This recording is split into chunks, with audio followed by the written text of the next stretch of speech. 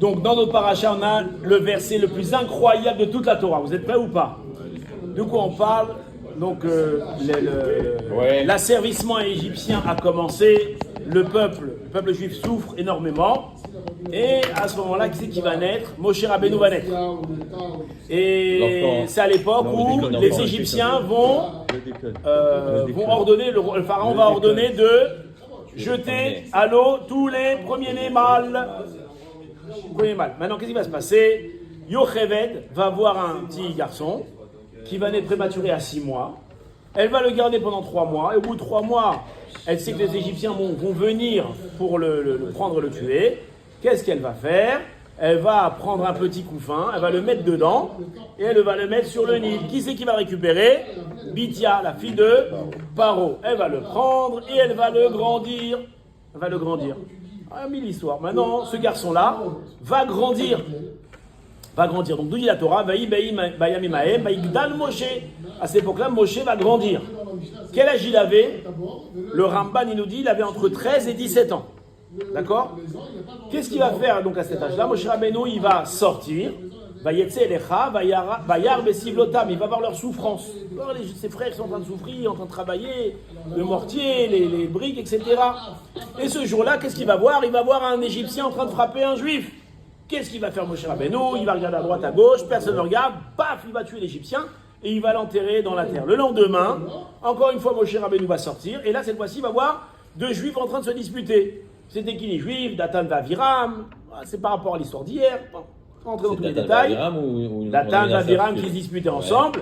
Et Moshe Rabbeinu, il va s'interposer. Il va dire, oh, pourquoi tu frappes ton prochain? Et là, un des deux, il va dire, oh, pour qui t'es pris, toi?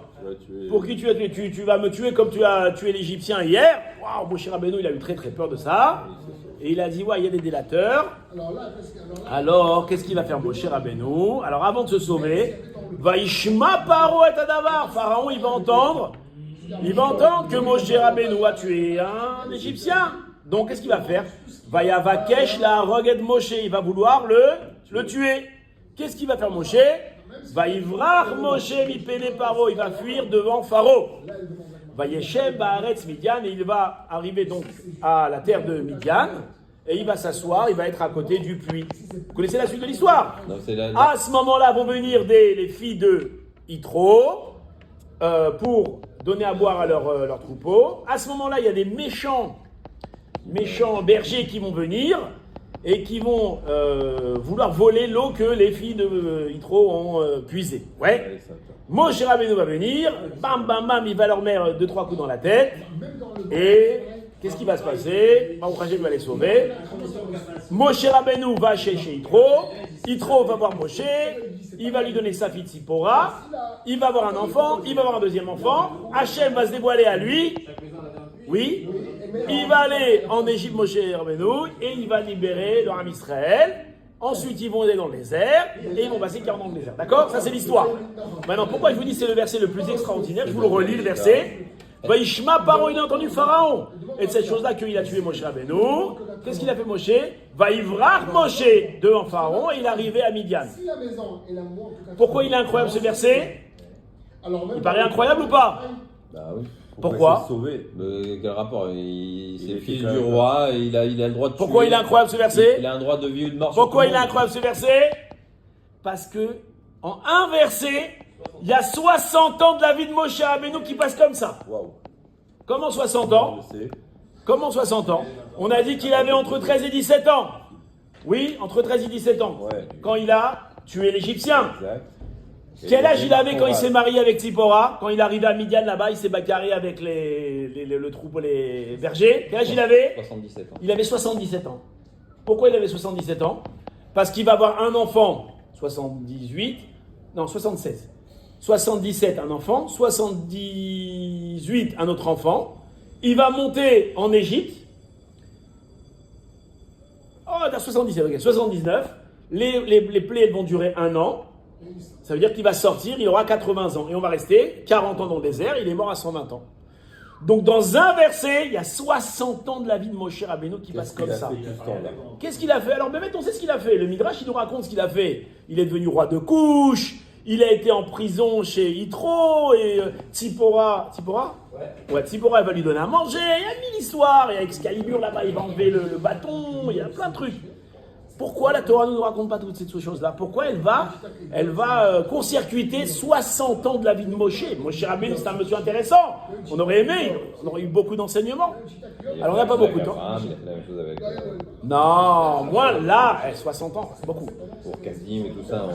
Tu as raison, alors, mais pourquoi la Torah, ici, elle n'a pas C'est la moitié de sa vie. Raconte la moitié de sa vie, exactement. Raconte quelque chose, hein. Rien. Dans le même verset en plus. Si c'est 2 versets, je veux bien, mais le même verset. Et en plus, il y a des machalim Alors, bien fait. Qu'est-ce qu'elle veut la Torah nous enseigner? Très bien. Reprenons l'histoire. Qu'est-ce qui s'est passé? Moshe Rabbeinu, il sort et il voit un Égyptien en train de frapper un autre Égyptien. C'est son histoire? Oui. C'est pas son histoire. De quoi tu te mets?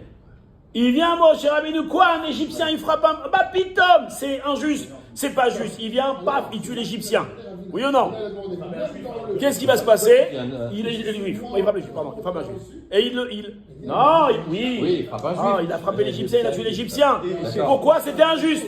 À cause de cette justice qu'il a voulu faire Moshe Rabbeinu, qu'est-ce que ça lui a coûté à Moshe? Ça lui a coûté très très cher. C'est que Pharaon maintenant va le rechercher. Pourquoi? Il va l'accuser de meurtre. Et Moshe Rabbeinu va devoir partir pendant 60 ans en galoute. Il va se retrouver en prison, il va se retrouver seul, loin de sa femme, enfin pas de sa femme, loin de ses enfants, non, loin de sa famille, de son père, de sa mère, de son peuple, de tout le monde. Il est nomade. 60 ans de sa vie. Auprès de 60 ans, il arrive devant un puits, et là il voit des jeunes filles arriver. Il les connaît? Non. Il les connaît pas? Et il voit des bergers. Il les connaît? Il les connaît pas. Qu'est-ce qu'ils vont les bergers? Ils vont un peu embêter les filles pour récupérer un petit peu l'eau. Et là, Moshe Rabbeinu, il voit ça. Encore Si on était à côté de lui, qu'est-ce qu'on aurait dit à Moshe? Mêle-toi de tes affaires. Mêle-toi de tes affaires, reste tranquille. Encore que Reste tranquille. Ça t'a coûté 60 ans de galère. Et là maintenant tu vas encore recommencer. Reste tranquille, Moshe Rabbeinu, c'est pas des histoires. Moshe Rabbeinu, il se lève. Et il vient, bam, bam, bam, il éclate les... Oui ou non? Pourquoi? Moshe Rabbeinu, il dit, c'est l'injustice. Hachem, il a vu ça, il a dit, toi, tu seras le libérateur d'Israël. Pourquoi? Parce que Moshe, toi, tu es un homme qui est un roi. Moshe, il vient témoigner par là que le Moshe, qu'il était à 17 ans, que dans son cœur brûlait la justice, c'est le même Moshe qui a traversé les 60 ans, 77 ans, et c'est le même Moshe. Il ne s'est pas calmé, il ne s'est pas amoindri, il est resté le même, avec la même fougue de justice et d'amour de son prochain.